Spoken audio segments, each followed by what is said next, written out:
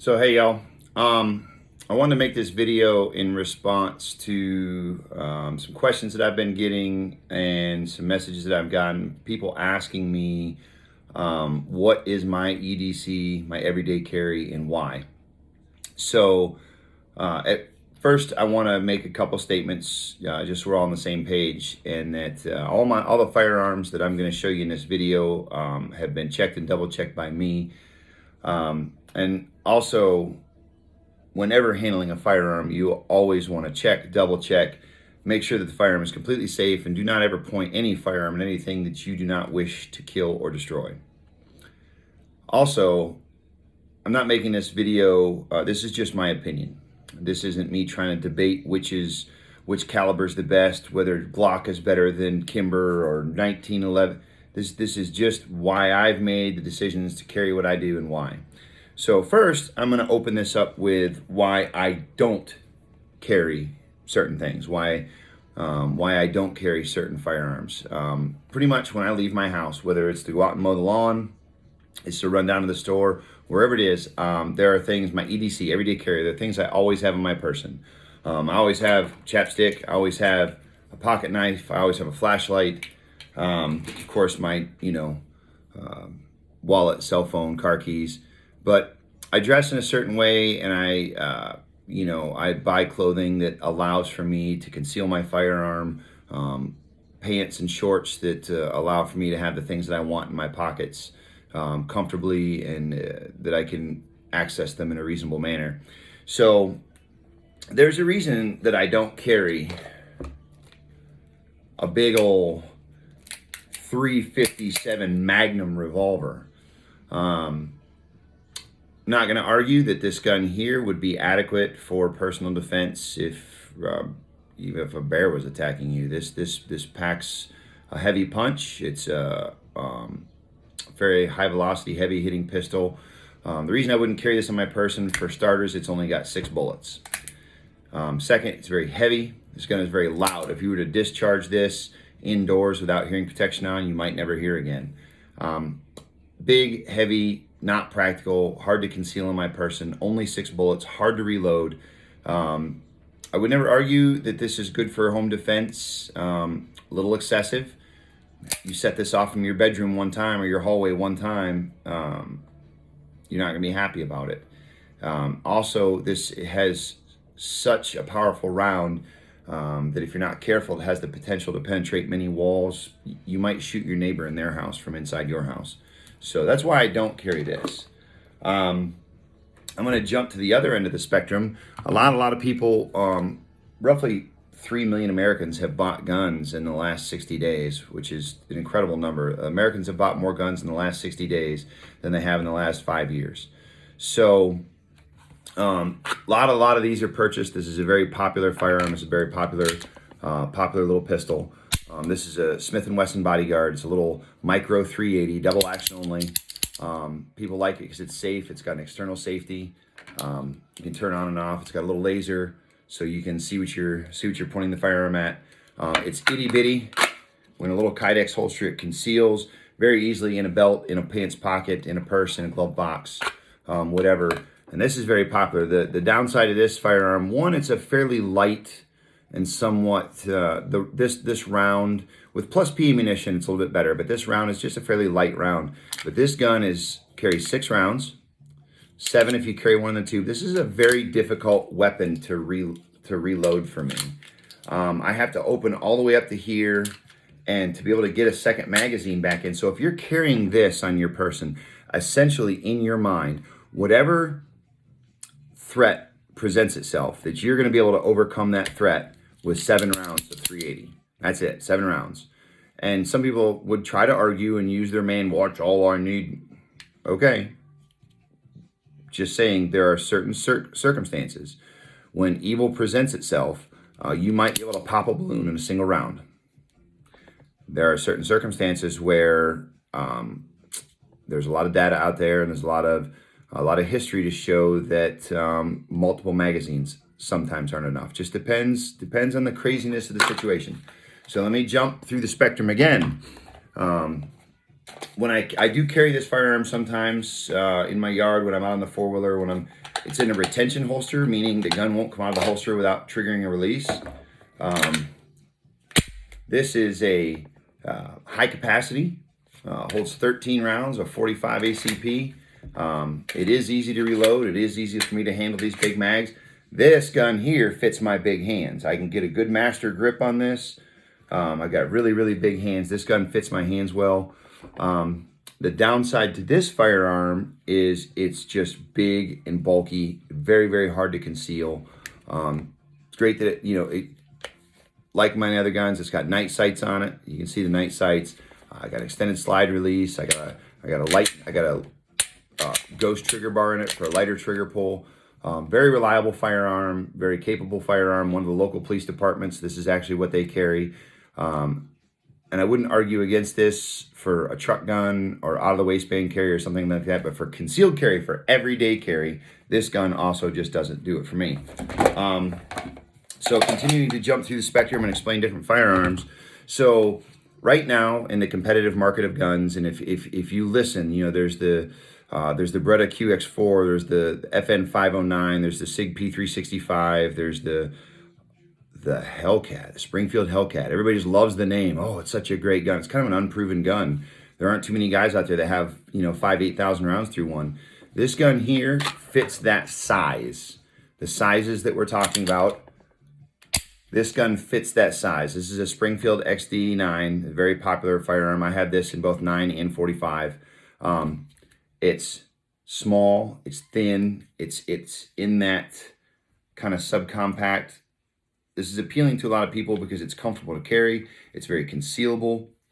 It's smaller. Again, taking you down to 8 rounds. If you put one in the tube, you have 9. My personal problem with firearms like this, the SIG P365, quality pistol. And people are buying them up like crazy. But again, you're taking yourself back to a one magazine mentality, because I'll show you. Part of the grip of the firearm is the magazine. So without the magazine, I can only hold the gun with these 2 fingers. And if I were going to do a reload on the firearm, I have to move this much of my hand out of the way. It can be done. I shoot a lot. I'm an experienced shooter, so I can reload one of these. But for most people that don't practice an hour a day like I do, don't shoot, 5 to 1,000 rounds a week like I do, it's not that I wouldn't recommend this for a defense gun. This just comes with it some exceptions. Now, I'll say it like this. There's a lot of vehicles on the road today. You can drive a Corvette, you can drive a Prius, you can drive a big F-350. Not everybody has the same use for a vehicle. However, there are some vehicles. I drive an F-150 quad cab. That truck can haul 5 adults. I've got a cap in the back so I can haul my gear, waterproof, protected. I can pull, I think up to a 12,000 pound trailer with it. I can plow snow with it if I wanted to. That vehicle has just a broad spectrum of application that just about anybody could use. Where some firearms have a smaller spectrum of application, and some of them are harder to use. This gun here has got an external safety. It's great. But for some less experienced shooters, it's got a harder to use mag release. It's got a harder to use slide lock lever.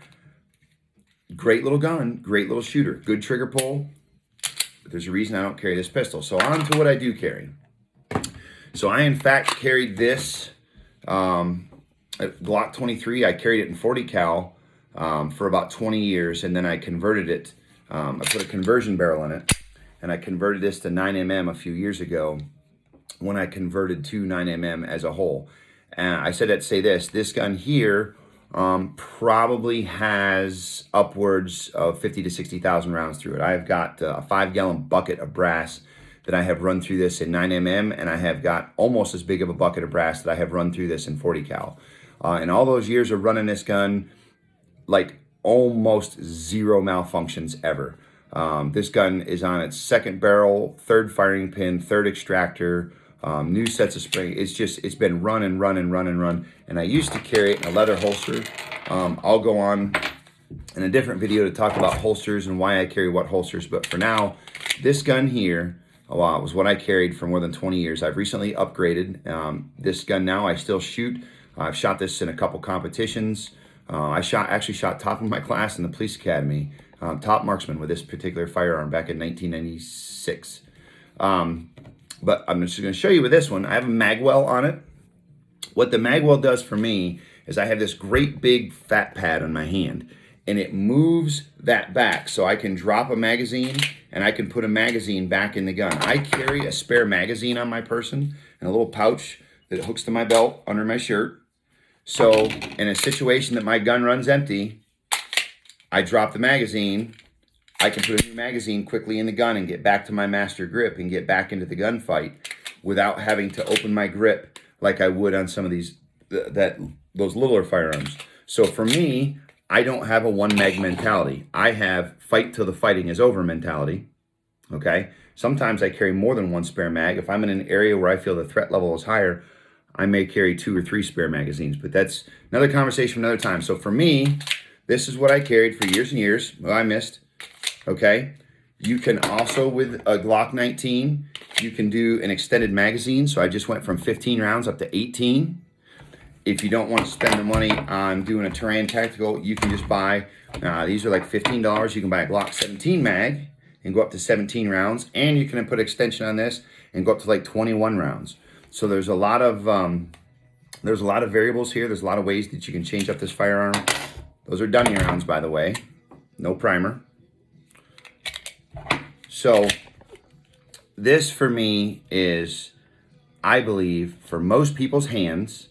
I have really big hands. It doesn't perfectly fit because my pinky rides on the magwell, but I can still get a good master grip. Night sights. I've got a good trigger pull, good reset. This is an aftermarket trigger, but these guns run right out of the box. You can take a Glock out of the box and run 1,000 rounds through it on the range that day.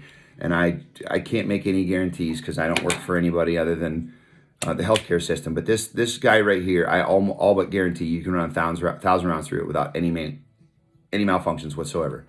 So this was my carry gun for almost 20 years, and I've recently upgraded to just simply another Glock 19. This is my everyday carry. This is the gun that's always with me. It's been cut. I Dremeled out the frame to fit my hand and undercut here to fit my big finger. Trijicon night sights. This gun has an Apex trigger and polished internals, but that's just me stuff. Also has a magwell, again.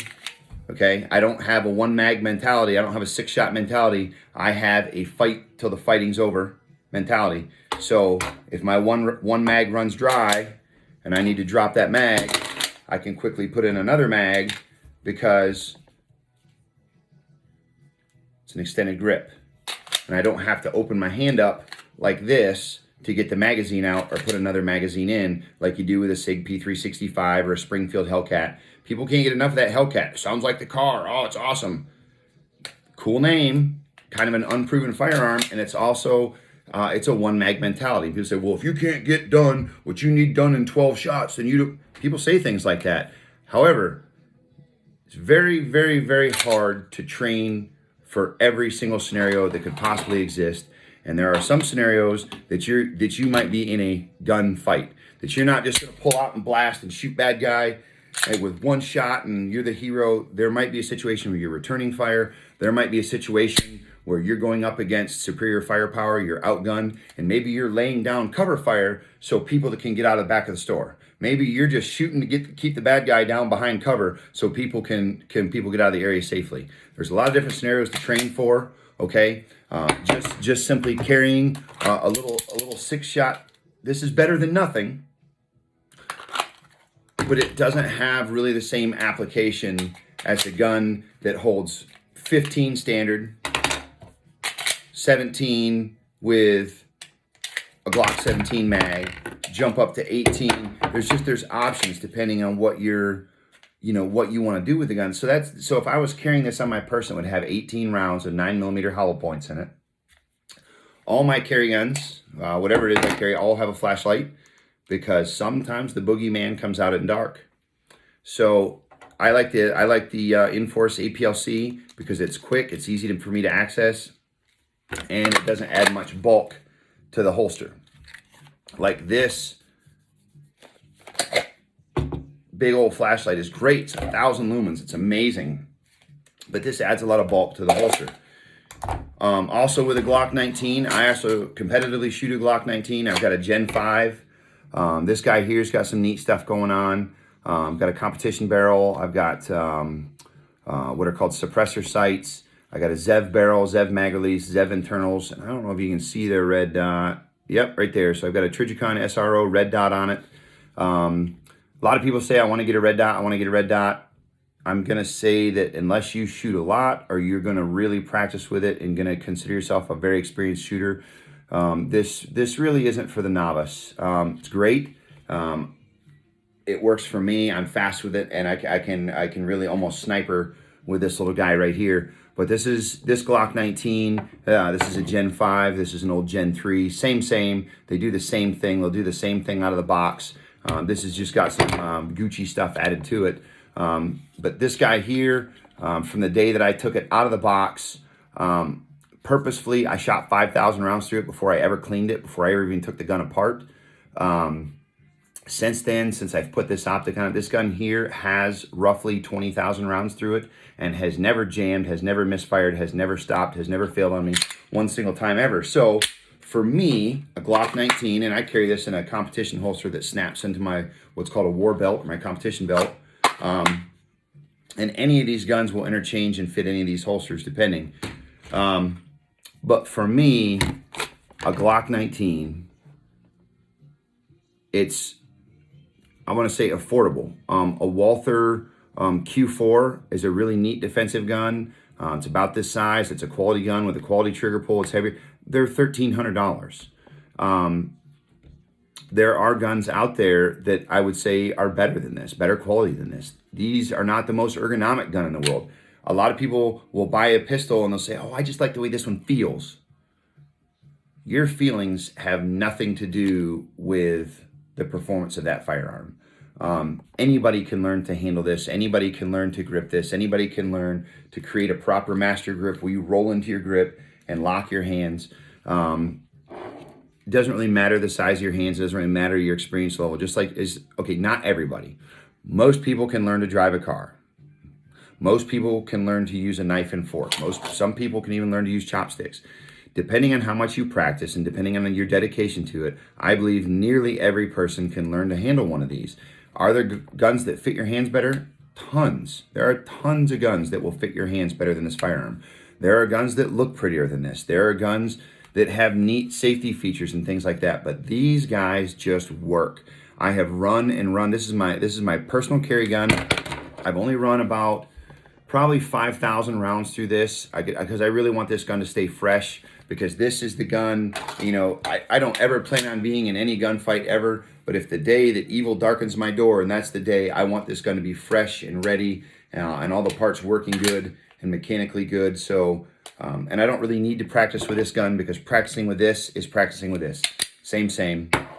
So that was a very long, loquacious version of a short answer. There's a lot of data out there. There's a lot of people that will tell you why they carry a Glock 19, why this is the right gun. There are a lot of people out there that will tell you, oh, you should carry 1911. Oh, Kimber Ultra Carry 2. Oh, sure. I'm seriously not going to argue those points. Whatever you feel like driving, you know, if you feel like driving a Corvette in the wintertime, have at it. If you feel like driving a big F-350 with monster 44-inch tires, and have at it. Whatever floats your boat. But there are some things in the middle that are more practical than other things, and that's a very hard point to argue. There are some vehicles out there that are more practical. There are some firearms out there that are more practical. A Glock Gen 3 or Gen 4 will run you $450 to $500. A Gen 5 will run you $500 to $600. I like the Gen 3s and Gen 4s. I do have a Gen 5. I like the Gen 3s and Gen 4s. I like the trigger pull better. So that's why this is my EDC. So I'm kind of new to the YouTube thing. I will be posting more videos, but if you would, so I know who's watching, please subscribe to my channel. Thank you very much for your time watching, and I hope this was helpful.